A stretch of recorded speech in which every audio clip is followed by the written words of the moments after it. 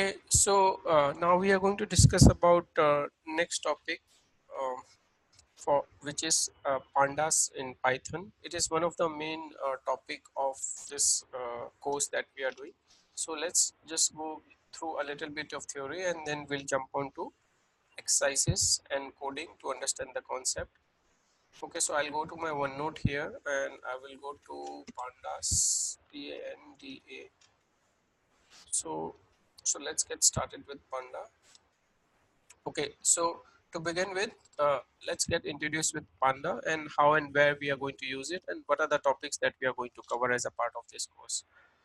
Okay, so introduction to Panda is in this section of the course, we will learn how to use Panda for data analysis. We will see shortly that what all data analysis we can do with Panda.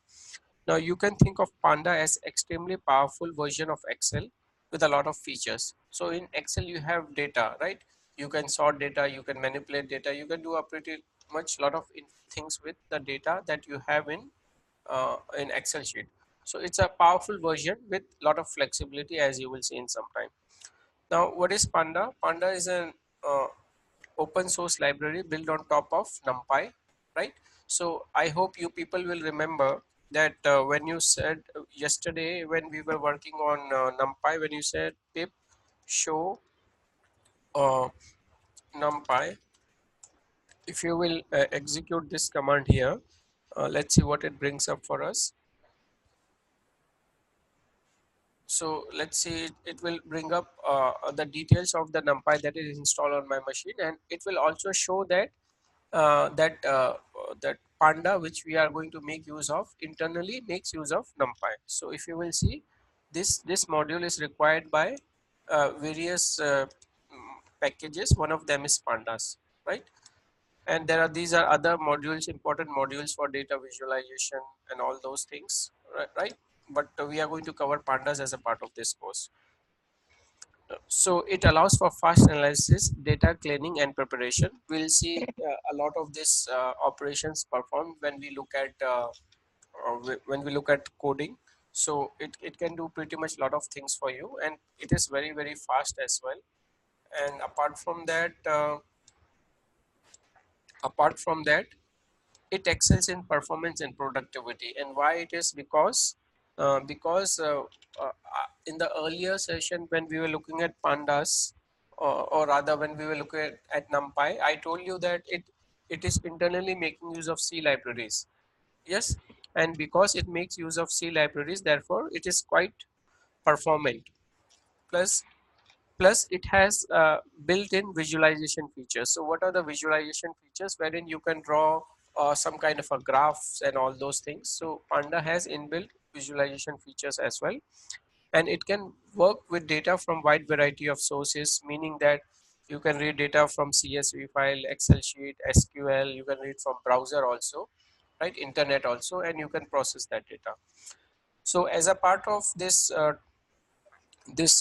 course that we are doing, in this, what we are going to cover in Pandas is we look at series, we look at data frames, we look at missing data, we look at group by. So group by is a concept which comes from SQL, right? You can group by data.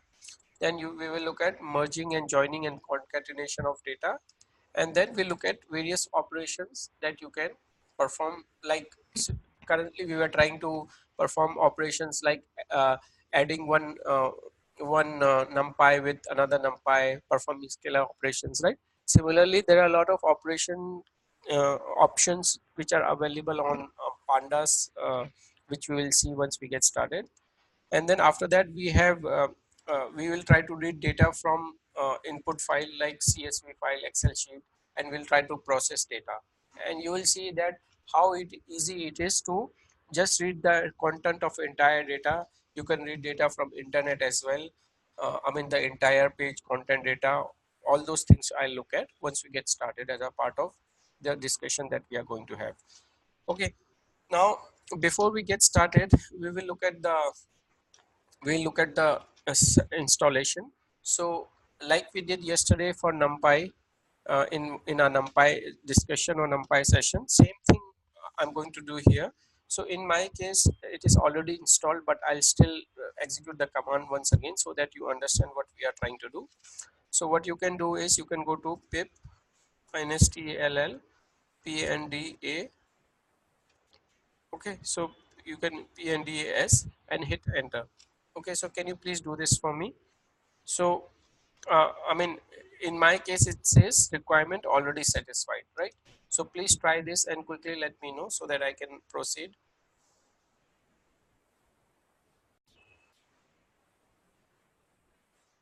Okay, so let's continue with our discussion. So having done this, I hope you people remember that yesterday we talked about the concept of virtual environment, and we have to install that here as well, right? So what I'm going to do is I'm going to go to file option. I'm going to go to setting option, and then here I'll find my project interpreter, and I'm going to click on a plus here, right? And I'm going to search for Panda pandas here, right? After I search for this, I'll click on install package here as well, right? So can you do that for me? Install that panda package. Fine. So you will see that it should get successfully installed for you. In my case, it is already there, right? So please try it out and let me know if you do it, if you complete it successfully.